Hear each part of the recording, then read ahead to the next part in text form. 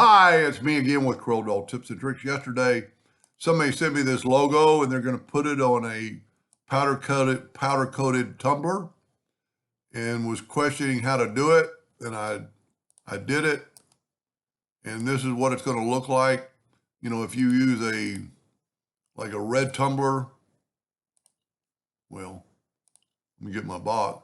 Red tumbler, that's what it's going to look like. So really the red is going to be the open spot and the black will be the stainless steel part. And you could probably reverse that order. But what we're going to do is make this thing work. For the one I'm doing it for, you can see it's a picture or a bitmap. I'm going to reduce it in size quite a bit. So we're less than an inch. I'm going to set my nudge factor on 2. So also the one I'm doing it for and everybody else, change this to 0, 0. Your life will be a lot better. So I'm going to make a duplicate of that and move it over. See, if it would have been at 25 and 25, it would have gone up and over. I always want a fresh copy so I can see what the letters are. And this is a pretty good logo. It's a little bit fuzzy. But then what I'm going to do is I'm going to go to on this one, I'm going to go to bitmap and mode and turn it to grayscale. And then I'm going to go trace bitmap, outline, trace clip art. And it does it that fast. I'm not going to change any setting. There's no internal colors that I really want to get rid of. So now I'm going to nudge that over. And the best thing to do on this, you can have 2 colors on a cup. You could do it in wood, but I'm going to left click, right click. So I left click and took out the fill. Now Corel, and I'm also going to go to object, group, and ungroup. Corel does not trace text very well.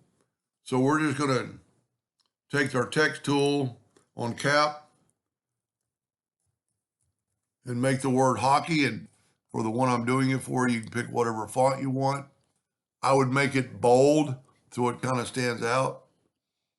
I'm going to take my virtual segment delete key and I'm going to delete all that. And you can see it's a bunch of broken lines. And this whole logo has a bunch of broken lines. And then we could just place this into there. That might be a little bit big. We could make it smaller. Just try to, make it in the center.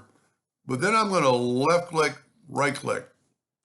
Then we're going to do the same thing up there. And this is, see how bad it is. You can barely tell it's LZMW.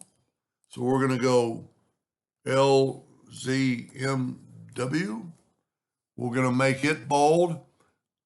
It's a little close together. So what I'm going to do is take the shape tool and space out the letters a little bit. Then I'm going to do the same thing with this one. I'm going to take the virtual segment delete key and delete all this and delete all. Matter of fact, I'm going to jump the gun. I want to delete all this, all of it. And I might break this video into 2 parts because there's quite a bit to do, but I want to get rid of these lines because they don't really look like I don't even know what they're making up. Now, in a second, we're going to fix that, but when you get to a part like this, you can get the shape tool.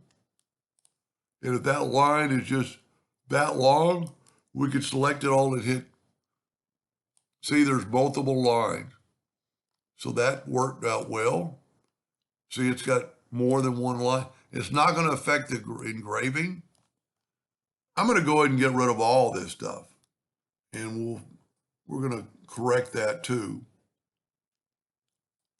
There's so many broken lines, and that worked out well. I didn't want to get rid of the entire thing. Now what we're going to do is we're going to connect these 2 lines. So I'm going to take the 3-point curve line and I'm going to go from right there to right there and then kind of mimic that curve. But also we can use that curve for putting our text in there. So I'm going to make this a little bit smaller still. I'm going to go to text the path, and put it on that path. You see, I actually want it above that line, so that's perfect. Now I'm going to left click, right click that. I'm actually going to make this, I'm going to cut off that little line right there. And I'm going to make this line black. And I'm going to do one more thing to it. Now, because they're all lines, well, you know what? I don't want everything thicker. So I'm going to take my hockey and take my new wordage and put that back. See, that's a double line there. I went the wrong way. Oh, I didn't break the text apart because I don't want those lines thicker. But I'm going to, and here's kind of the key with engraving this. I'm going to make all the lines something other than a hairline. And I really should have gone one more step. And you know what? I am going to do that. Let's say you want the logo bigger. So I'm going to just grab everything I've got. Well, you know what? That's going to throw off my nudge. So for just a second, I'm going to grab all this and I'm going to make the logo the size I want. Let's say we want it 3 inches tall. Now my logo is bigger. I'm going to have to adjust my nudge factor to 4. I'm going to get my wordage, and you'll see why in just a second. Now I'm going to take all this and make it something other than a hairline. And see, by doing this, I don't have to worry about the thickness of the line. Now we're going to move this back. We're going to take our Smart Fill tool, set on black, and I'm going to fill in this. And look at that. Now there's a few lines that aren't filled in, and there's some other lines right here that are double. So I'm going to get rid of those double lines. If you select them with this, it will only get, well, there's actually some more double lines. Tell you what, I'm going to,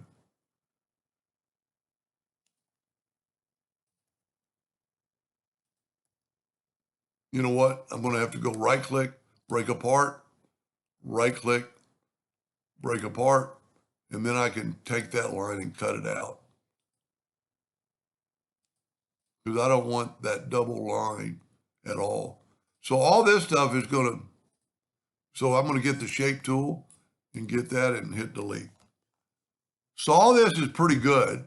We need to maybe fix this line real quick. We're going to, well, see it. Okay, we need to join these two. So I'm going to select that and right click. Well, you know what? I need to join it. See, that's the only problem. There's another set of lines. So I'm going to just delete that. I need to kind of move this to here, right click and make it a line to kind of make it square. And I could right click, make it a line, and then move this back. Try to make that E more perfect. Same thing here. You know, we could move nodes around. Of course, there's another set of lines there. So what we don't really have to change it. We need to check on our black box and just make those two equal.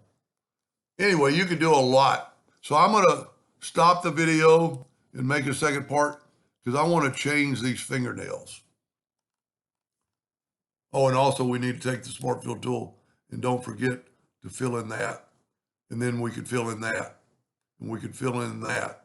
And you just kind of got to look at it. And then, these other lines are now going to engrave, so they're good, like these lines. But I'm going to change the fingernails in the second video. So stay tuned for part 2. Hope that helped them a little bit. Thank you for watching.